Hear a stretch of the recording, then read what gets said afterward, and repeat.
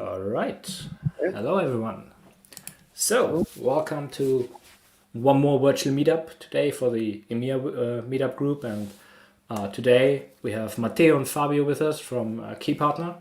And Fabio already talked at our recent Elastic Community Conference about the Kibana plugin that they developed to be able to debug or get better insights into clusters and what needs to be configured. But both of them are much better prepared to talk about it than I am, so I would just like to hand it over. If you have questions, just put them in the chat. We will take a look at them. Also, we will take a look at them at the end, most likely, so we can go through question by question. So don't worry about it. If you have questions, just put. And yeah, that way, I would say we can just get started. And Fabio and Matteo, take it away. Perfect. Thank you, Alexander. So, hi everybody, and welcome to this first meetup. So, my name is Matteo Vinelli, and I'm a manager in Kibana. And with my colleague Fabio Pipitone, we will talk about PIT, Performance Inspector Tool for Elastic. So, before to move deep into details, let me introduce very, very quickly our company. So Kibana is an Italian company born in 2010, and after 12 years, we are 200 people with over 12 million of revenue, growing more or less 20% year by year. We are distributed in 3 different sites, Rome, Milan, and Termoli. And in the last 2 years, we include in our group other 2 companies, Key Value and User Group, in order to extend our offering. So Key Value is a management consulting boutique. Kibana focus remain on system integration, and User Group is dedicated for everything regarding API management. This is a picture of our customer that show you that we are focused on enterprise sector, covering different market area. We consider PIT like a business card that this tool would like demonstrate our strong knowledge, and probably we can create more value for customer. But now, so let's move to talk about it. Please, Fabio. Okay. Hello, everybody. First of all, thank you, Alexander, for inviting us in this new speech. I'm Fabio Pipitone, managing consultant at Kibana, and maybe some of you may have seen me during the 7-minute talk at the Elastic Community Conference, where I introduced PIT. It was called EPI, Elastic Performance Inspector. We changed the name to PIT, Performance Inspector Tool. It gives us the idea of the pit stop. So during F1, take a break, tune something up, and then start brand new, basically. So the question that drove us to design and develop this tool is basically, are you getting the most out of your Elasticsearch? It means, are you exploiting Elasticsearch the right way? So basically, as our peak metaphorically represents, maybe you have a very powerful tool like a Ferrari, and it is driven by the classic old man with the hat, the guy you meet when you're late for work. So we during our history, we could say we made many assessments. We generally make many assessments on our clients' clusters, and we very easily detect, we easily spot those that we call homemade clusters. We call them that way because it's so obvious they are not set up by experts, but maybe by some developers or DB experts who knows little to nothing about the Elastic best practices. So initially everything is so easy, but after a while they call us and they ask, why isn't Elasticsearch as performant as it used to be?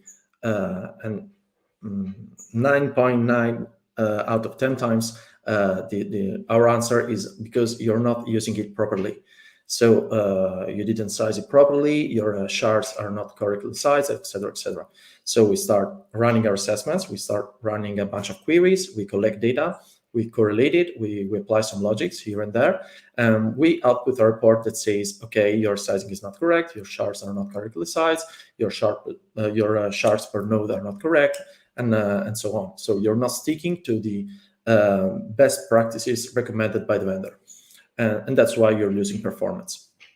So what Pete does is most of the things I just described. So it runs those very queries, or most of them, apply those logics, and then immediately, automatically, and very fast, it reports some of your problem, or your cluster problems, and basically scores your cluster. So it saves us time as maintainers, or as experts, because obviously running those queries and collecting data is time consuming to do it manually all the time. It obviously helps the customer because it helps the end user better governing his cluster. So it improves the governance. It eases the cluster governance because it's very easy to click a button and then start seeing some green, orange, or red squares. We will see them in the demo later on. It basically, we use this expression, it makes you feel guilty, because even if your cluster is performing fine, it's never so good to see red squares on your screen. So it means you're not sticking to the best practices recommended by the vendor. It also helps the client optimizing his investments, because for example, maybe they're running out of disk space, and they spend money to increase the disk volume, the disk space. But maybe that's not needed, because maybe you're the client, you're ingesting or indexing some information that you are not using. So maybe it's better to reduce the ingested information rather than spend more money.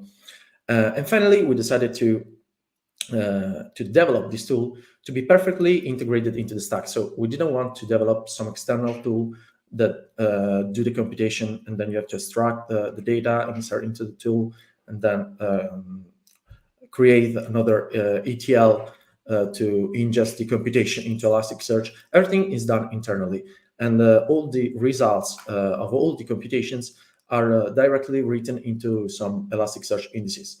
It means you can exploit all the Elastic features on those pieces of information, just like the alerting feature, the machine learning feature, and other that we'll see later on.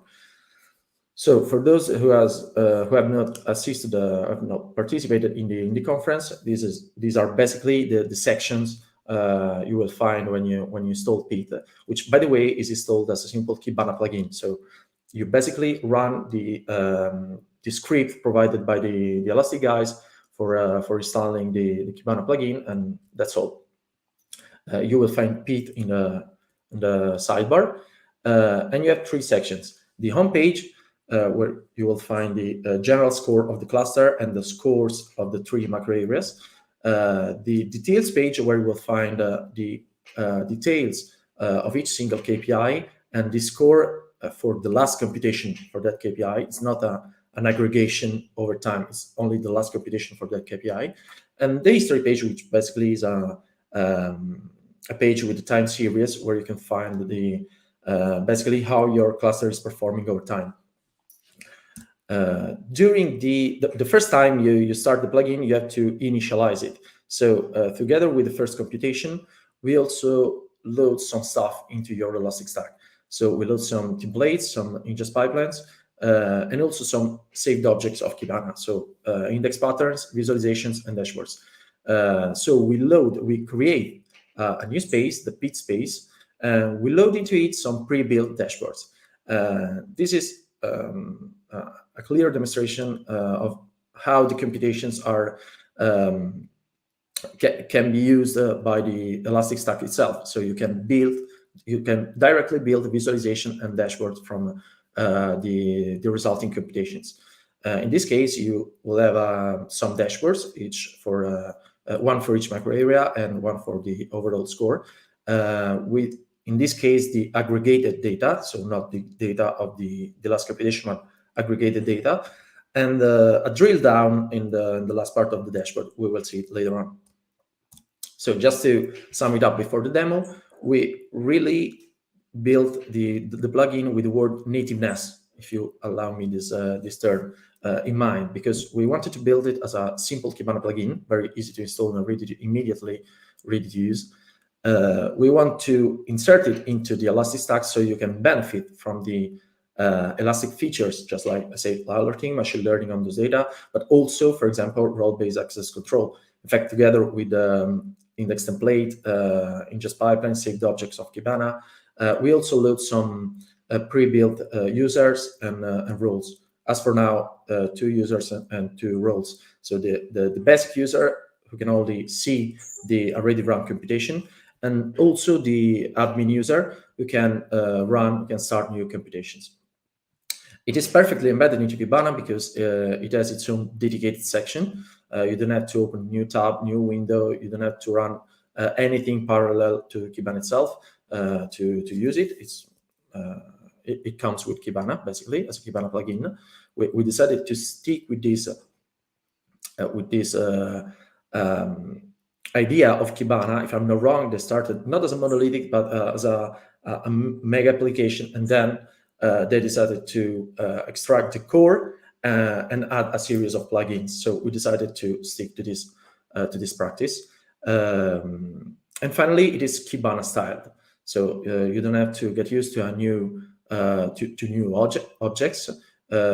We decided to stick to Kibana style because it both enhances the user experience. So, for example, I always make the example of the date picker. You don't have to get used to a new date picker because the date picker you will find in the history section is the exact date picker you will find in the discover section of Kibana. And we also did it to basically to ease our maintenance, because we rely on what the Elastic guys do, the library, frameworks, React components, etc., etc. So just to switch to demo, I'd say you'll find it in the sidebar once installed. You can open it, and this is the home page. So we'll find the general score of your cluster. You can submit you can run a new computation, and the 3 macro area. Each macro area is we could say a partial average. They're all arithmetic average for now. We'll considering introducing some weighted averages, but we'll see later. We're still considering it. As for now, they're all arithmetic average. Also, the macro area scores are arithmetic average of a bunch of KPIs. We basically compute 16 KPIs, but actually 15 are those that contribute to the general score and to the scores of the macro areas. Because one, it's only for the pending tasks. It basically tells you if there's any task like an update by query or a reindex task that has been running for more than 30 minutes, if I'm not wrong. So just to notify the user and says, do you acknowledge there's this task that has been running for more than 30 minutes? If it's okay for you, it's okay for us. But so it doesn't contribute to the score.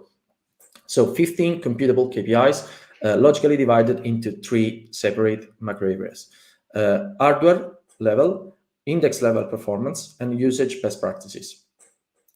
To get a deeper understanding of each KPI, you can go into the details page, where you can find a brief the name of the KPI, a brief description, the score of the last computation. If you hover over the score, you will see how that score is computed for that specific KPI. And in some cases, you can find some additional information, just like a info tooltip or a warning tooltip, just like this one. For example, in this case, the storage usage, okay, you got 10 because it's not affecting the performance of your cluster, but you're using less than 40% of your cluster capacity. So maybe your cluster is oversized. So it can be normal for you because maybe you size your cluster for the months to come, and you just started ingesting data, but maybe it's a problem for you because maybe you can reduce this volume to this space and save money. So we want to notify you that. Okay, we'll see each KPI later on after this first review. Just to notify you that there are some other symbols, just like this one, which shows when there's a KPI that needs something to be unlocked to compute the KPI. For example, in this case, to check the right performance, we need the XPack monitoring to be enabled. Or in these other cases, we need an Elastic license, at least gold, so gold, platinum, enterprise, or whatever, because we need the audit features, and so on. This is the pending tasks, the KPI I was talking to you about previously.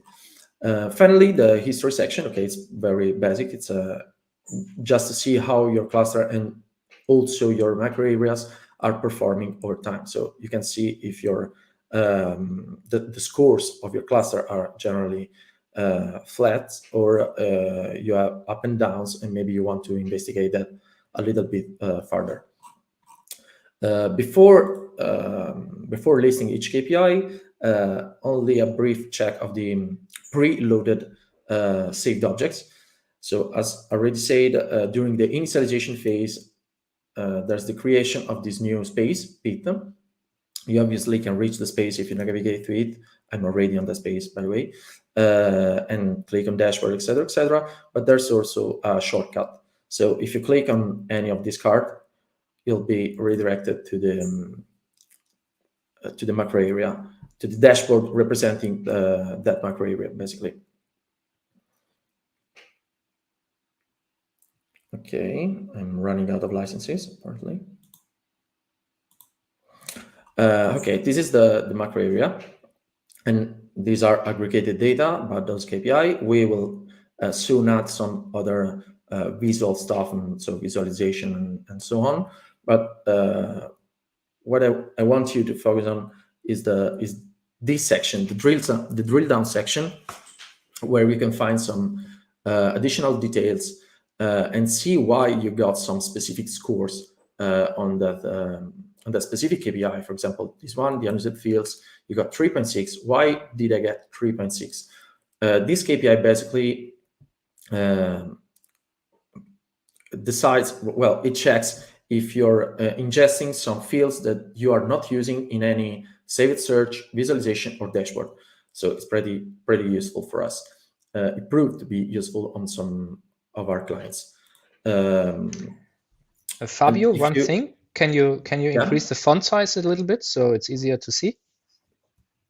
Okay, I'll try and zoom that it a would be little great. bit. Yes, Can you like see it? one or Okay. two more, that would be great. One or two more. Can you see it? Yes, fantastic. Okay, thank you. For example, in this case, I can better inspect the JSON. Okay, we like aggregated data and also the visual stuff, but I think any elastician knows that one of the best way to really get a better understanding of something is to see the raw data. And in this case, it says, okay, I score you 3.6. Why did I score you 3.6? For each KPI, these four fields are always the same. So the KPI ID, macro area, the score, and timestamp. And then there's this fifth field, which is the KPI details, which is different depending on the KPI. In this case, we have a list, an array of index patterns. And each index pattern is scored. For example, the testing index wildcard in the space default, it matches a total of 6 fields, and you're using 0 of these fields in any of the saved search, visualization, and dashboard. So I score you 1. The scores are normalized between 1 and 10. This other sample index pattern matches 37 fields. It only found 18 fields used, so it scores 4.9, and so on. So you get a very deep understanding on about how each KPI is computed, and this is done for each. Okay, I can zoom out a little bit, and this is done for each macro area. So just to get back to the PID page, we'll briefly describe. I don't want to bore you to death with each KPI. I'll go fast, I promise. let's describe each KPI to give you a better understanding of what it can do. By the way, we are still planning to add more KPIs. We do not want to add too many of them because we want to keep it simple.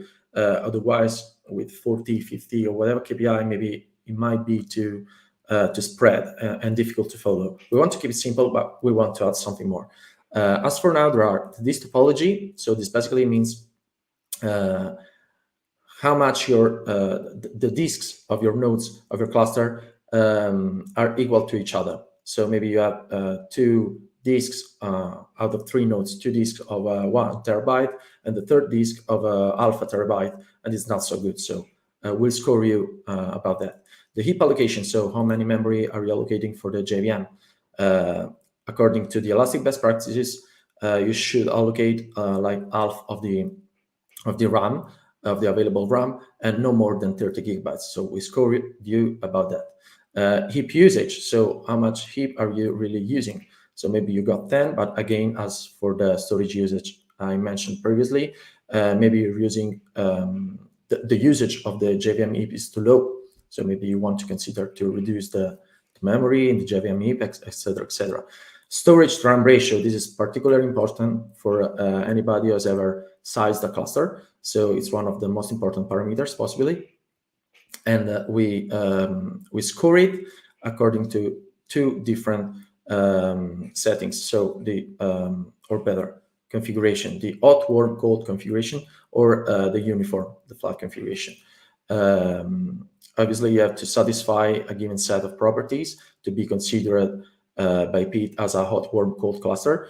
Otherwise, it will be considered as a uniform cluster. Storage usage, okay, it's pretty self-explanatory. So it's if you're running out of disks, of disk volume, of disk spaces or not. Index level performance, retention strategy. This means we basically classify some indexes as time-based indexes. It means they contains, to be classified as time-based indexes, they must contain a date in their name in one of these formats. And we suppose if you create time-based index, we suppose you continuously ingest data into this index. And so basically, if you do that, you should apply some retention logic, retention strategy, and so create an index lifecycle policy. Otherwise, you'll be penalized from that point of view. Unoptimized shards, again, according to Elastic best practices, this and this one, you should, a shard is optimized if it contains between 20 and 40 gigabytes of data. And the correct number of shards per node, according to the best practices, each node should have not more than 20 shards for each gigabyte of heap memory. So these are other computations. The mapping optimization is the unused fields we've seen previously. Unassigned shards, it means check, okay, again, it's self-explanatory. It means how many shards are not assigned. And even if there's only one primary shard not assigned, you will get one. Write performance, we need the XPack monitoring tool because we check the write performance. I do not remember the threshold. Maybe this one is a testing environment, so I have we consider it bad. We have a kind of a 1 millisecond threshold, but that is obviously configurable depending on the environment. Finally, best practices.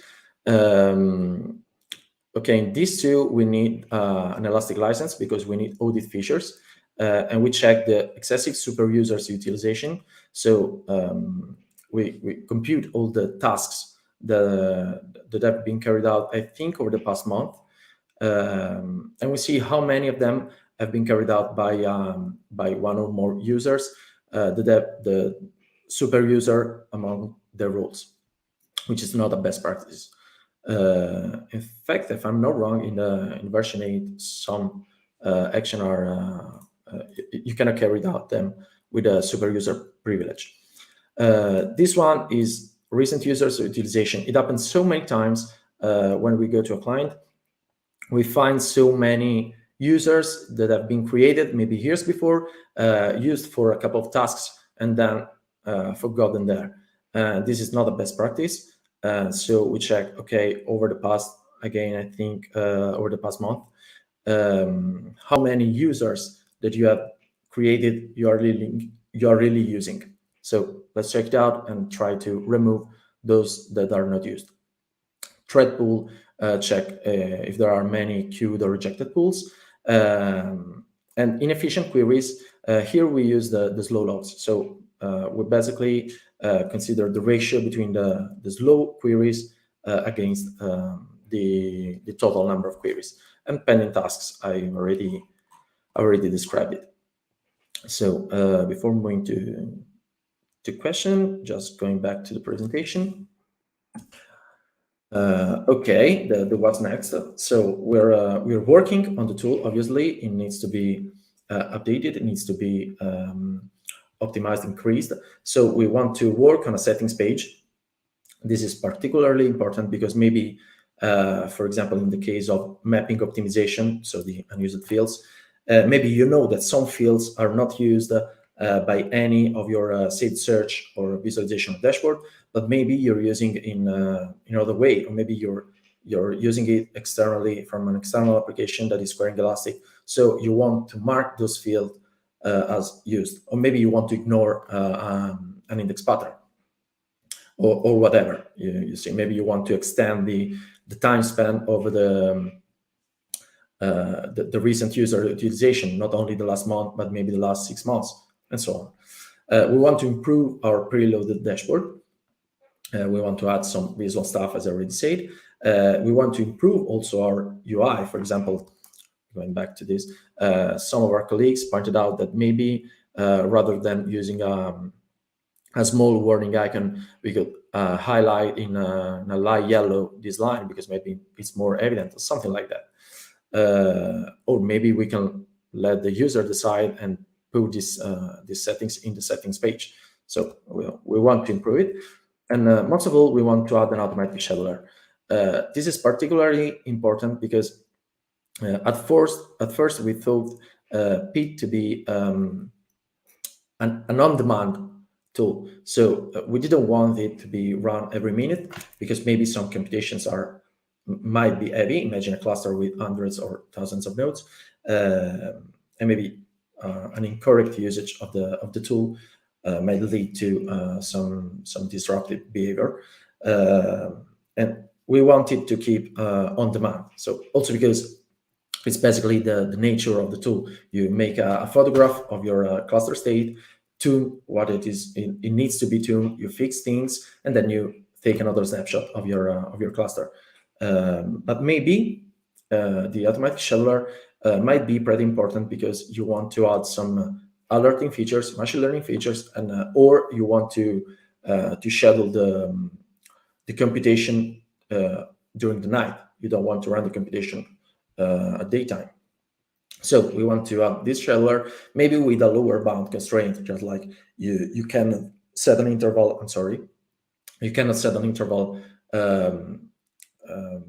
I don't know, smaller than every 2 hours, something like that. So that's it for the presentation. You can follow the P status on our social networks and ask us everything about it apart from this presentation, also on the dedicated section of our website. Thank you for your attention. Obviously, if there's any question, we welcome it. Yeah, I think we had a couple of questions, so I would just we can just walk through them one by one. Give me 1 second. And the first question was from JT. Does the plugin also work with an on-premise ECE environment? Well, the plugin basically works with the SDK of Kibana, so I do not think there's any problem with the ECE environment. So I don't see any critical points. We didn't test it, to be honest, but I don't see any critical points. Yeah, and I think I will just show the next question, because I think there's one thing you need to clear up, because it's the follow-up question from JT is that that the problem is that plugins for Elastic Cloud Enterprise Elasticsearch instances are only possible from a predefined list. But the point here is that this is not an Elasticsearch plugin, but a Kibana one, right? Maybe you want to explain on that as well. Okay, yeah, that's true, definitely. So maybe maybe Elastic can help us in this section. Maybe they can give us some rules about it. So how to insert our plugin in their list, to make a Kibana list and insert our plugin. So we need to check with Elastic, I suppose. So if you want to contact us about this point, we can answer ASAP. I'm seeing some problem. Yes, I do see it as well, and I'm not sure how to get rid of it, but now apparently it magically went away. Now it's back to the problem. I'm not sure what is going on here, that the question is flashing. But Okay, Matteo also... I can read between the lines, and I think that one can be a solution. We need to check it, to be honest. So we didn't check it, so I cannot give it for granted, but maybe that can be a solution. So Kibana pointing to your ECE. Yes, and Matteo also mentioned in the chat that it's possible to just extend the Kibana Docker image with the additional plugin of yours, and then run that. And that is a good suggestion, I would say. I'm trying to see the chat, but I'm having some problem as well, so I don't know.